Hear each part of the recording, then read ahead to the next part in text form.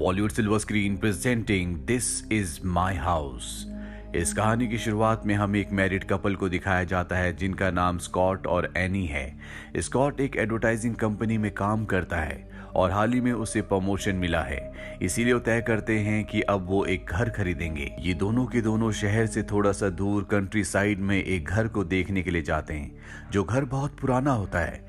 यहाँ पर इनकी मुलाकात इस घर के ओनर से होती है जिसका नाम चार्ली है। चार्ली इन दोनों को घर दिखाता है। इन्हें घर बहुत पसंद आता है। चार्ली बताता है कि 2 साल पहले मेरी पत्नी की बीमारी की वजह से मृत्यु हो गई और अब मेरी बेटी फ्लोरिडा में रहती है। वो चाहती है कि मैं उसके पास जाकर रहूं, इसीलिए मैं ये घर बेच रहा हूं। शुरू में चार्ली इस घर की कीमत बहुत ज्यादा बोलता है जो कि स्कॉट को बिल्कुल भी समझ नहीं आती। वो मना कर देता है, पर जब ये गाड़ी से निकलने वाले होते हैं तभी चार्ली एक बार फिर से उनके पास आता है और कहता है कि मैंने घर की कीमत कम कर दी है। दरअसल उसने अब घर की कीमत बहुत ज्यादा कम कर दी होती है। इस वजह से स्कॉट इस घर को खरीद लेता है। अगले दिन ये दोनों के दोनों इस घर में शिफ्ट हो जाते हैं। रात को स्कॉट अपने बेस्ट फ्रेंड माइक को और उसकी पत्नी को घर पर इनवाइट करता है। देर रात तक ये चारों के चारों ड्रिंक करते हैं, जिसके बाद माइक घर के बैकयार्ड में जाता है और तभी उसे एहसास होता है कि शायद उसे कोई देख रहा है। वो चारों तरफ देखता है पर वहां पर कोई भी नहीं होता, जिसके बाद वो अपनी जलती हुई सिगरेट वहीं गार्डन में फेंक कर निकल जाता है। अब अगली सुबह जब वो अपने घर निकलने के लिए अपनी गाड़ी के पास आता है तो देखता है कि उसकी गाड़ी की सीट को किसी ने सिगरेट से जला दिया है। ये देखकर वो हैरान होता है क्योंकि ये निशान पहले यहाँ पर नहीं था। वो स्कॉट और एनी को ये बात बताता है लेकिन वो उसकी बात पर ध्यान नहीं देते। स्कॉट और एनी का ये पहला घर है, इसीलिए दोनों के दोनों इस घर को अपने मन के हिसाब से सजाते हैं, यहाँ पर चेंजेस करते हैं। कुछ दिनों के बाद दिखाया जाता है कि स्कॉट जब घर पर नहीं होता तो एनी देखती है कि बाहर गार्डन में चार्ली गाड़ी से घास काट रहा है। वो उसके पास जाती है और उसे ऐसा करने से मना करती है। चार्ली एनी को बताता है कि मुझे फ्लोरिडा जाना था लेकिन मेरी फ्लाइट कैंसिल हो गई, इसीलिए मैं पास के होटल द रॉयल में रुका हुआ हूँ। मैं पास ही के जंगल में शिकार करने के लिए आता हूँ। जब मैंने देखा कि गार्डन की घास बढ़ चुकी है तो मैंने घास को काटना शुरू कर दिया। पता नहीं क्यों आज भी मैं इस घर से जुड़ा हुआ हूँ। एनी एक बहुत ही अच्छी लेडी है, वो उसकी भावनाओं को समझती है। वो जानती है कि उसके पिता ने इस घर को खरीदा था। उसने पूरी जिंदगी इसी घर में अपने परिवार के साथ बिताई है, इसीलिए वो चार्ली को कहती है कि हम थैंक्स गिविंग पार्टी दे रहे हैं, आप भी उसमें आ सकते हो। और अब थैंक्स गिविंग पार्टी के दिन सबसे पहले चार्ली घर में पहुंच जाता है, जिसे देखकर स्कॉट को बिल्कुल भी अच्छा नहीं लगता क्योंकि वो नहीं चाहता कि वो इस घर में दोबारा आए, क्योंकि अब ये घर इनका है। घर के अंदर आने के बाद जब चार्ली घर के हुलिये को बदला हुआ देखता है तो उसे बिल्कुल भी अच्छा नहीं लगता। उसके एक्सप्रेशन से साफ साफ पता चलता है कि वो नहीं चाहता था कि घर के इंटीरियर को कोई भी चेंज करे। यहाँ पर अब माइक भी आ जाता है और माइक उसी रात की तरह एक बार फिर से पीछे गार्डन में सिगरेट पीने के लिए जाता है और जब वो सिगरेट पी रहा होता है तो वहां पर चार्ली भी आ जाता है। चार्ली के एक्सप्रेशन से एक बार फिर से पता चलता है कि उसे ये बात बिल्कुल अच्छी नहीं लगती कि कोई घर के गार्डन में सिगरेट पिए। माइक को भी उसकी बातों से ऐसा लग रहा होता है जैसे आज भी यही इस घर का मालिक है। माइक को पूरा यकीन हो जाता है कि उस रात को जब वो गार्डन में आया था तो चार्ली उसे देख रहा था और उसी ने जलती हुई सिगरेट से जो उसने गार्डन में फेंक दी थी उसकी गाड़ी की सीट जलाई थी। ये बात वो स्कॉट को और उसकी पत्नी एनी को बताता है लेकिन वो उसकी बातों पर ज्यादा ध्यान नहीं देते। और जब रात हो जाती है तो माइक स्कॉट से कहता है कि मुझे पूरा यकीन है कि चार्ली इस घर पर नजर रखता है, हमें बाहर जाकर देखना चाहिए।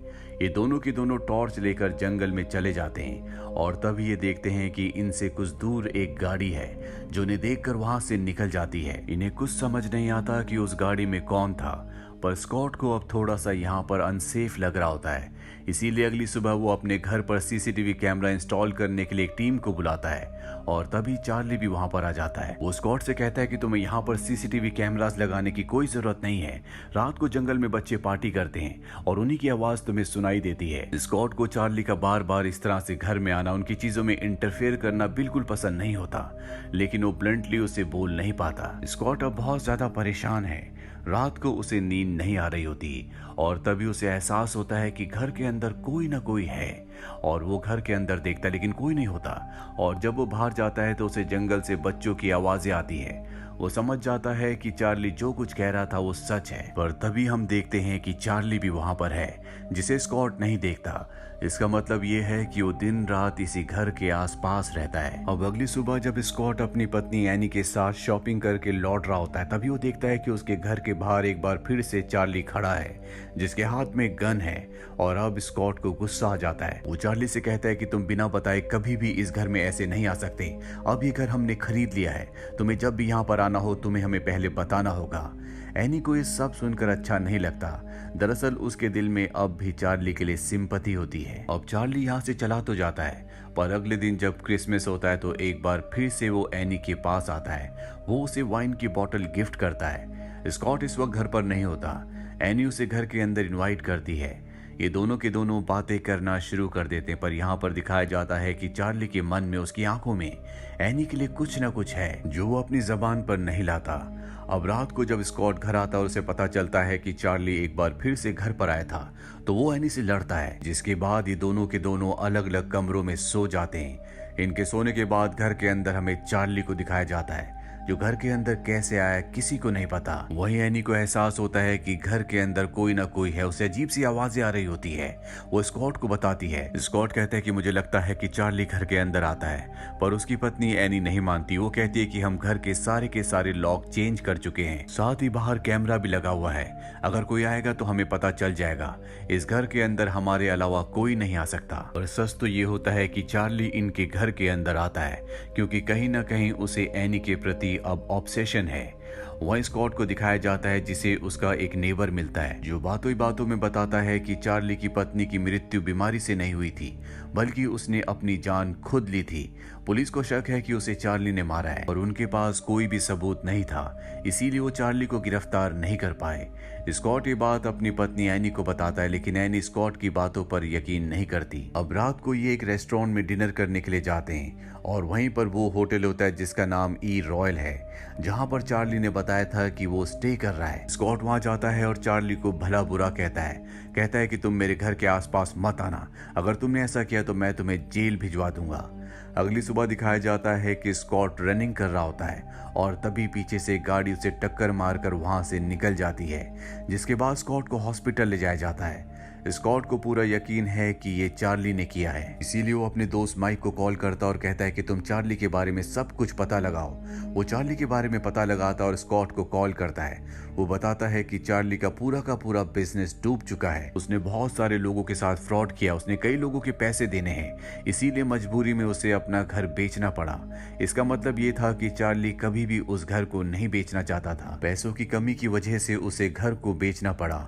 वो माइक से कहता है कि तुम मेरे घर जाओ, वहां पर एनी अकेली है, तुम्हें उसका ध्यान रखना होगा। और जब माइक घर के बाहर पहुंचता है तो देखता है कि वहां पर चार्ली की गाड़ी पहले से खड़ी है। दरअसल चार्ली को पता लग गया था कि स्कॉट का एक्सीडेंट हुआ है, इसीलिए वो एनी के पास आया होता है। और अब माइक बाहर खिड़की से अंदर झांकने लगता है, पर चार्ली उसे देख लेता है, इसीलिए वो एनी से कहता है कि खिड़की से बच्चे झांक रहे हैं, मैं उन्हें भगा कर आता हूँ। और जब वो बाहर जाता है तो उसके सामने माइक होता है। वो माइक से कहता है कि मुझे अपना घर और पत्नी वापस पाने का एक दूसरा मौका मिला है, और इस मौके को मैं अपने हाथ से नहीं जाने दूंगा। जो भी मेरे रास्ते में आएगा उसे हटना होगा।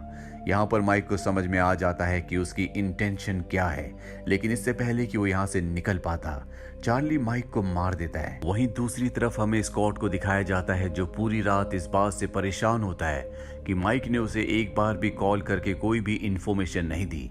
इसीलिए सुबह सुबह वो घर वापस आ जाता है, जहां पर वो अपनी पत्नी से माइक के बारे में पूछता है। वो बताती है रात को माइक नहीं बल्कि चार्ली घर पर आया था और तुम्हारे एक्सीडेंट के बारे में पूछ रहा था। ये सुनने के बाद स्कॉट का शक पूरी तरह से यकीन में बदल जाता है कि उसका एक्सीडेंट और किसी ने नहीं बल्कि चार्ली ने किया था, क्योंकि स्कॉट ने अपने एक्सीडेंट के बारे में किसी को इन्फॉर्म नहीं किया था।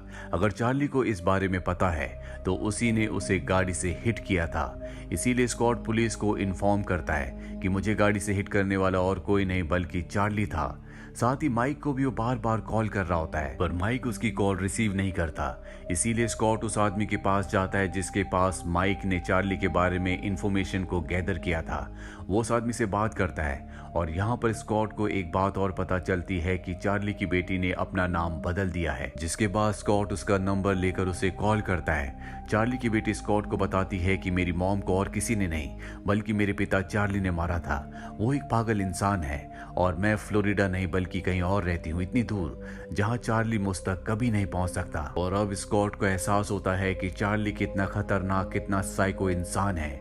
इसके बाद स्कॉट को पुलिस का कॉल आता है और उसे बताया जाता है कि चार्ली का पूरे शहर में कहीं कुछ नहीं पता और उसने कभी भी ई रॉयल होटल में चेक इन नहीं किया था, यानी कि चार्ली ने इन सब को झूठ कहा था। वहीं एनी को दिखाया जाता है जिसके पास चार्ली एक बार फिर से आता है और उसे प्रपोज करता है, लेकिन वो किसी तरह से उसे समझा बुझाकर वहां से भेज देती है। पर जब वो घर के अंदर आती है तो उसे घर के अंदर से कहीं कुछ आवाजें आ रही होती है, जैसे कोई दरवाजा खोल और बंद कर रहा हो। जब वो ऊपर कमरे में जाती है तो वहां पर उसे एक सीक्रेट दरवाजा मिलता है और जब वो आगे बढ़ती है तो नीचे अंधेरे में गिर जाती है और ये पूरी एक ऐसी छुपी हुई जगह होती है जहां पर कोई रहता है। और हमें समझ में आ जाता है कि चार्ली का असली घर अब भी यही है। वो घर बेचने के बाद से इसी जगह पर रह रहा था। ई रॉयल होटल में वो सिर्फ खाना खाने के लिए जाता था और अब एनी यहाँ से आगे बढ़ना शुरू करती है, जहाँ पर वो माइक की बॉडी को भी देखती है जो कि अब मारा जा चुका है, जिसे देखकर वो डर जाती है। पर वो लगातार आगे बढ़ती चली जाती है और उसे पता चलता है कि इसका जो दूसरा दरवाजा है वो घर के बाहर निकलता है। इसीलिए चार्ली बिना घर के दरवाजे खोले यहाँ से अंदर और बाहर कभी भी आ जा सकता है। अब जैसे वो बाहर की तरफ झांकती है तो वो चार्ली को देखती है जो उसे ही देख रहा होता है। चार्ली उसे पकड़कर घर के ऊपर ले जाता है जहां वो उसके साथ जबरदस्ती करने की कोशिश करता है, पर अब स्कॉट भी घर के अंदर आ चुका होता है। चार्ली यहाँ पर एनी के हाथ पैर बांधकर नीचे स्कॉट को मारने के लिए जाता है। इन दोनों के बीच में हाथापाई होती है जिसमें स्कॉट बेहोश हो जाता है और चार्ली एक बार फिर से एनी के साथ जबरदस्ती करने के लिए पहुंच जाता है, पर स्कॉट को एक बार फिर से होश आ जाता है और चार्ली के ऊपर हमला करता है। ये दोनों जब आपस में लड़ रहे होते हैं तभी एनी पीछे से आकर चार्ली के ऊपर चाकू से हमला कर देती है, जिसके बाद चार्ली अपने तहखाने में अपनी गन लेने के लिए जाता है। स्कॉट और एनी दोनों के दोनों एक अंधेरे कमरे में छुप जाते हैं और जब चार्ली उस कमरे में आता है तो स्कॉट उसके ऊपर हमला करके उसकी गन को छीन लेता है और अब वो गन उसके ऊपर तान देता है। चार्ली कहता है कि तुम चाहकर भी मुझे नहीं मार सकते। चार्ली को पूरा विश्वास होता है कि उसके अंदर इतनी हिम्मत नहीं है कि वो उसे शूट कर दे और तभी एनी 911 पर कॉल करती है और पुलिस को बताती है कि हमारे घर में एक घुसपैठिया घुस गया था जिसने हम पर हमला किया, जिस वजह से मेरे पति ने उसे गोली मार दी। यानी कि वो पुलिस को पहले से इन्फॉर्म कर चुकी है कि चार्ली मारा जा चुका है। ये सुनकर चार्ली की आंखों में डर और खौफ उतर आता है। वो डर से चिल्लाता भी है, पर तभी स्कॉट उसे कहता है गो टू हेल और गोली मारकर उसका खात्मा कर देता है और इस तरह से एक साइकोपैथ चार्ली का अंत हो जाता है। ये फिल्म ईयर 2019 में रिलीज हुई थी। IMDb पर इसकी रेटिंग है 5.6। उम्मीद करते हैं कि ये कहानी आपको पसंद आई होगी।